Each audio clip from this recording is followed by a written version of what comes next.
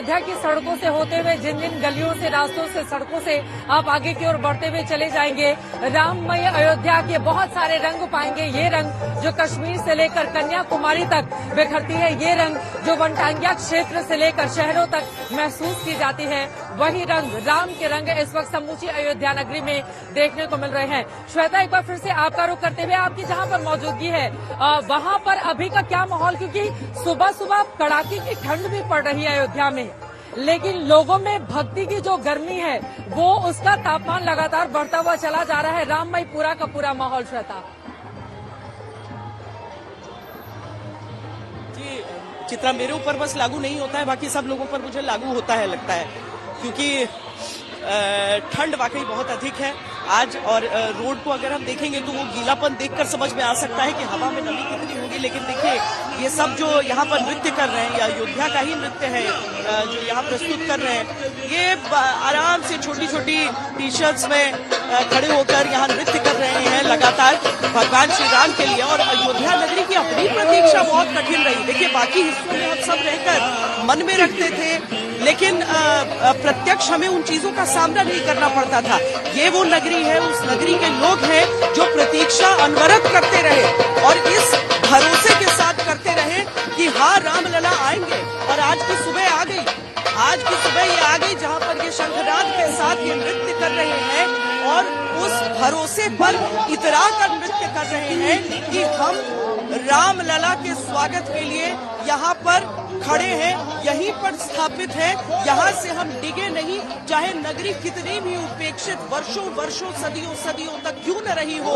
लेकिन आज उस उपेक्षा का अंतिम दिन है। यानी अभी तक शहर में बहुत सारे काम का प्रारंभ भी हो चुका था, पर अब कोई भी पूरी दुनिया में ऐसा नहीं है कि दृष्टि फेर सकेगा अयोध्या नगरी को। अगर हमेशा ये कहा जाता है कि वेटिकन को लेकर इतनी चर्चा हो जाती थी पूरी दुनिया में, लेकिन वेटिकन से कहीं अधिक आगे जाकर विश्व की सांस्कृतिक राजधानी बनने की शक्ति है इस नगरी में, और पूरी दुनिया का मार्गदर्शन करने की क्षमता है इस नगरी में। श्री राम को यूं ही राष्ट्र नहीं कहा जाता है, संपूर्ण राष्ट्र नहीं कहा जाता है, और पूरी दुनिया में यूं ही नहीं फैले हैं श्री राम के निशान, अयोध्या नगरी के निशान। और इसीलिए आप इतराते हुए, नृत्य करते हुए आप सबको, चाहे यहाँ पर अयोध्या का नृत्य देखें या फिर कुछ दूर आगे मटकी अपने सरों पर रखी महिलाओं का नृत्य देखें, हर तरफ अयोध्या नगरी वैसी ही दिख रही है। चित्रा,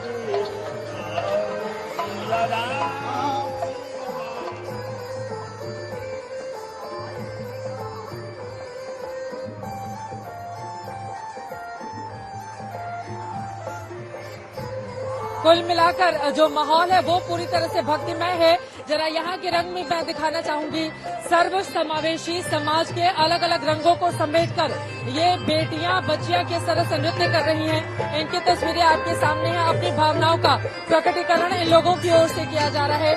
सुंदर ये दृश्य है, सुंदर राम जी का गाना यहाँ पर चल रहा है। राम आएंगे तो अंगना सजाऊंगी, और यकीनन मंदिर बनने के बाद भारत के सांस्कृतिक और सामाजिक मूल्यों की स्थापना क्या अलग तौर पर दिखाई देगी, भारतीय मूल्यों का क्या कीर्ति स्तंभ बनेगा, ये तस्वीरें आप तक हम पहुंचाते रहेंगे। श्वेता हमारे साथ जुड़े हुए हैं, संजय शर्मा का रुख कर लेते हैं।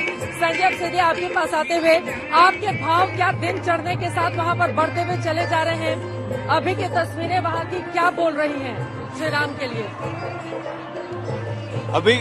अभी की तस्वीरें तो यहाँ की ये बोल रही हैं कि लोगों के मन में जो उत्साह है, लेकिन अब वो धीरे धीरे प्रशासन उन्हें यहाँ से भी साइड कर दिया गया है, इसलिए अब घाटों पर भी बहुत भीड़ नहीं है। लेकिन हाँ, जो दीपावली शाम को होने वाली है उसके दियों के ढेर लगा दिए गए हैं, और जो लाइटिंग है उसकी टेस्टिंग चल रही है। बीच बीच में गाने भी बज रहे हैं ताकि ऑडियो के साथ लाइटिंग की सिंक्रोनाइजिंग कर ली जाए। और पूरे शहर में, जैसा कि तुलसीदास जी ने लिखा है कि सुमन वृष्टि नभ संकुल भवन चले सुख कंद, इतनी सुमन वृष्टि हुई और उसके बाद सुख देने वाले सुख के कंद भगवान श्री राम सीता जी सहित अपने भवन को चले गए। चढ़े अटारिन देखहीं नगर नारी नर वृंद, यानी अटारियों पर चढ़कर लोग उनको जाते हुए देख रहे हैं। आज भगवान इसी रूप में रामलला अपने भवन में जाएंगे और नूतन भवन में, नूतन धाम में विराजित होंगे। और इस महोत्सव के लिए अब सिर्फ मिनटों में गणना शुरू होगी, क्योंकि कुछ ही देर बाद प्रधानमंत्री नरेंद्र मोदी, जो इस मामले के, इस पूरे आयोजन के मुख्य यजमान हैं, कोर्ट की कवरेज करते करते मामला ही मामला जबान पे चढ़ जाता है। इस आयोजन के मुख्य यजमान हैं, तो अभी तक जो डॉक्टर अनिल मिश्र जी इस पूरे मामले को, इस पूरे आयोजन के यजमान थे, फिर वो उन्हें आगे मोदी जी को सौंपेंगे और देश के प्रधानमंत्री इसके मुख्य यजमान की भूमिका में होंगे, गर्भगृह में जाएंगे और वहां प्राण प्रतिष्ठा के जो आचार्य गणेश्वर जी द्रविड़ और लक्ष्मीकांत दीक्षित जी के निर्देशन में जो ये सारा कुछ चल रहा है, उनके पौरोहित्य में चल रहा है, उसमें प्रधानमंत्री नरेंद्र मोदी अपने यजमान की भूमिका में होंगे और यजमान की भूमिका के साथ ही रामलला की नूतन प्रतिमा में देवत्व का की प्राण प्रतिष्ठा हो जाएगी। और इसके साथ यहाँ कार्यक्रम ये है 10 बजे से लेकर 12:30 बजे तक 2 घंटे मंगल ध्वनियों का प्रसारण होगा यहाँ अयोध्या में, और जाहिर है कि ये राम की पैड़ी पर भी वो मंगल ध्वनियां होंगी।